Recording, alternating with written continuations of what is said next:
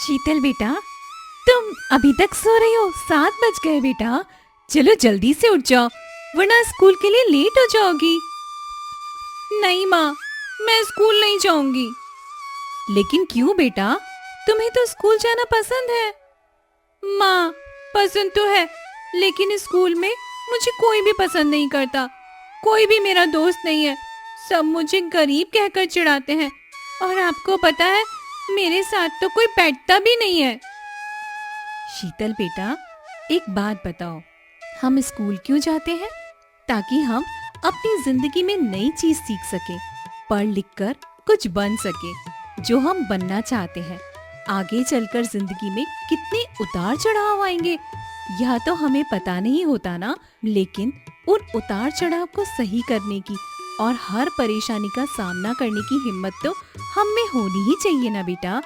और यह हिम्मत हम में तभी आएगी जब हम ऐसे लोगों की बातों को अनसुना करके सिर्फ अपने लक्ष्य पर ध्यान देंगे बेटा। समझी तुम? चलो अब जल्दी से उठो, मैं तुम्हारा लंच बॉक्स पैक कर देती हूँ। अपनी माँ रागिनी की बात सुनकर शीतल के अंदर एक नई हिम्मत आती है, जिसके बाद शीतल उठ जाती है और स्कूल के लिए तैयार हो जाती है। जहाँ स्कूल के सभी अमीर बच्चे स्कूल बस या अपने माता पिता की महंगी गाड़ियों में स्कूल आते थे, वहीं बेचारी शीतल पैदल पैदल ही स्कूल जाती थी।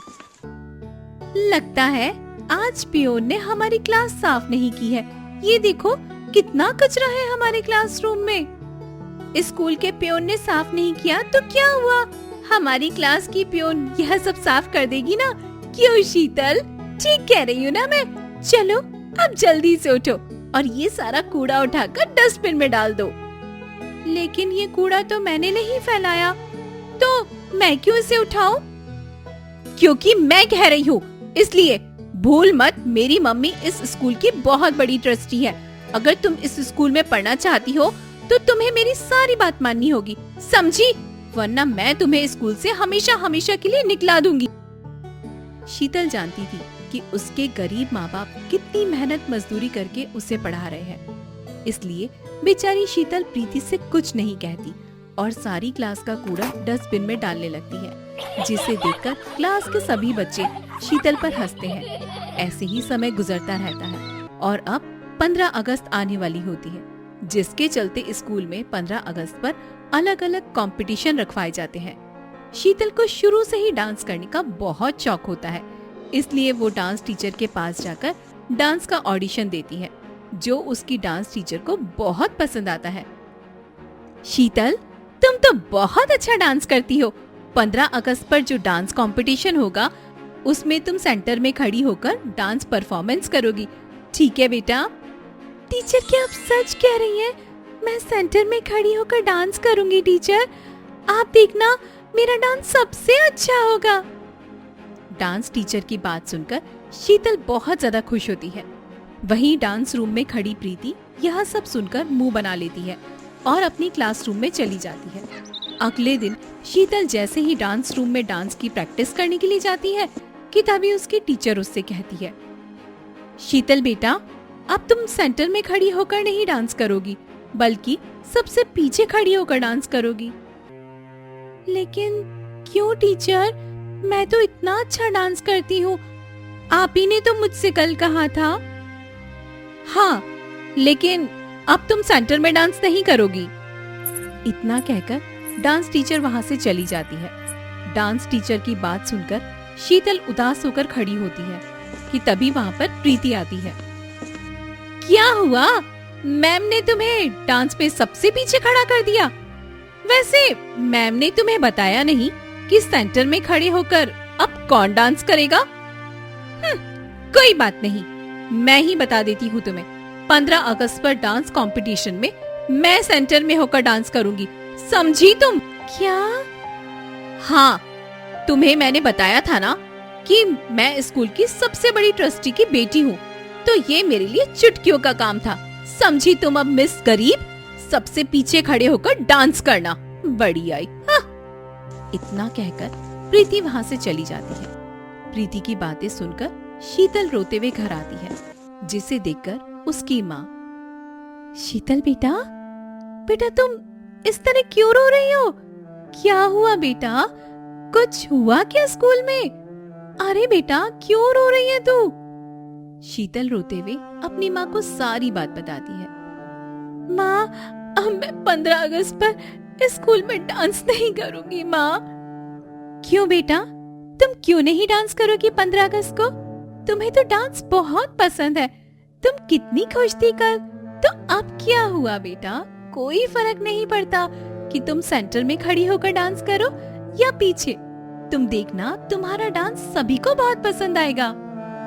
रागिनी शीतल को काफी समझाती है, जिसके चलते शीतल अपना फैसला बदल देती है और अब 15 अगस्त पर स्कूल में डांस करने के लिए अपनी जी जान लगा देती है। इसी के साथ 15 अगस्त के करीब आने पर शीतल की क्लास टीचर सभी से तिरंगा बनवाती है। शीतल क्लास में सबसे अच्छा तिरंगा बनाती है।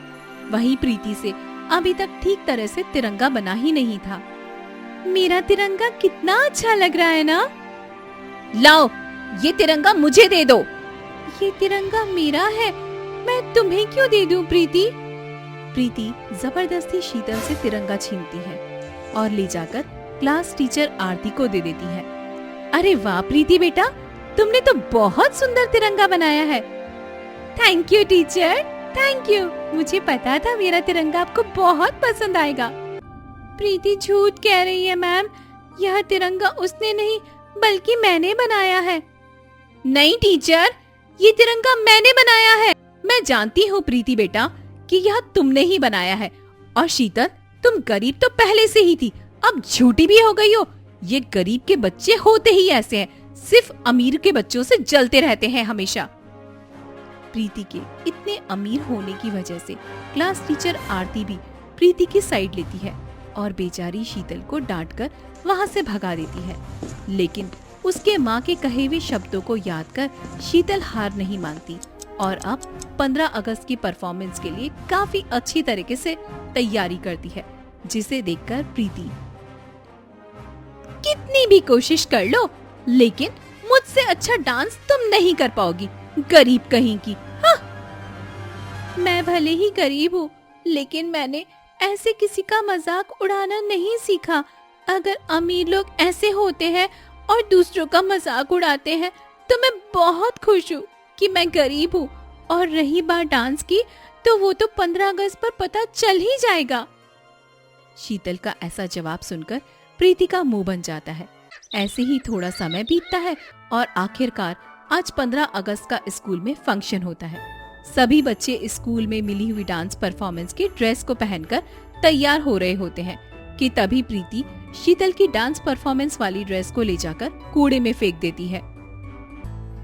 मेरी ड्रेस कहाँ चली गई? मेरी ड्रेस कहाँ चली गई? अब मैं क्या पहनूं? परफॉर्मेंस भी थोड़ी सी देर में शुरू होने वाला है। शीतल काफी देर तक अपनी ड्रेस ढूंढती है लेकिन उसे ड्रेस नहीं मिलती। थोड़ी देर में स्टेज पर सारे बच्चे परफॉर्मेंस के लिए अपनी अपनी ड्रेस पहनकर जाकर खड़े हो जाते हैं, जिसके चलते बेचारी शीतल स्कूल यूनिफॉर्म में ही जाकर स्टेज पर खड़ी हो जाती है। शीतल को उसकी गरीबी की वजह से सबसे पीछे खड़ा कर दिया जाता है। वहीं प्रीति बीच में खड़े होकर डांस करने लगती है, लेकिन प्रीति बार बार अपने डांस स्टेप को भूल रही होती है। वहीं शीतल सबसे पीछे खड़े होकर भी सबसे अच्छा डांस करती है कि तभी डांस परफॉर्मेंस में दो बच्चे प्रीति को ऊपर उठाते हैं, जिसमें प्रीति तिरंगे को हवा में लहरा रही होती है कि तभी अचानक प्रीति का बैलेंस बिगड़ जाता है और वो नीचे गिरने लगती है, जिसे देखकर शीतल भागी भागी जाती है और तिरंगे को जमीन पर गिरने से बचा लेती है। लेकिन इस बीच प्रीति स्टेज पर गिर जाती है, जिसे देखकर सभी बच्चे उस पर जोर जोर से हंसने लगते हैं। मुझे गिरने से बचाने की बजाय तुमने इस तिरंगे को बचाया। तुम्हारी वजह से सभी बच्चे मुझ पर हंस रहे हैं, समझी प्रीति तुम?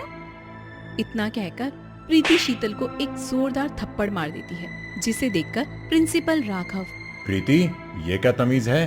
तुमने शीतल को थप्पड़ क्यों मारा? क्योंकि इसने तिरंगे को गिरने से बचाया, मुझे नहीं। प्रीति, तिरंगे का महत्व क्या होता है तुम्हें पता भी है? अगर शीतल की जगह कोई सच्चा देशभक्त होता तो तिरंगे को ही बचाता, और तुम्हें तो लगी भी नहीं है जितना तुम रिएक्ट कर रही हो। चलो शीतल को सॉरी बोलो। प्रिंसिपल सर, प्रीति से क्या कह रहे हैं आप जानते हैं ना कि प्रीति किसकी बेटी है? हाँ जानता हूँ, लेकिन भूलिए मत कि मैं स्कूल का प्रिंसिपल हूँ और स्कूल में वही होगा जो मैं चाहूँगा। और आप टीचर प्रीति को डांटने के बजाय मुझे समझा रही हैं। मेरे स्कूल में गरीब बच्चों के साथ ऐसा हो रहा है और मुझे इस बात की खबर नहीं। प्रीति, मैं तुम्हें स्कूल से रिस्ट्रिक्टेड करता हूँ। और आरती मैम, आपका रिजाइन कल सुबह तक मेरी टेबल पर आ जाना चाहिए। स्कूल प्रिंसिपल राघव की बात सुन प्रीति और आरती काफी ज्यादा परेशान हो जाते हैं कि तभी शीतल, नहीं सर, आप इन्हें स्कूल से मत निकालिए। शिक्षा पर तो हर बच्चे का हक होता है। प्रीति जैसी भी है, उसमें उसकी कोई गलती नहीं, बल्कि उसके माता पिता की गलती है। अगर वो उसे अच्छे संस्कार देते तो वह ऐसा कभी नहीं करती।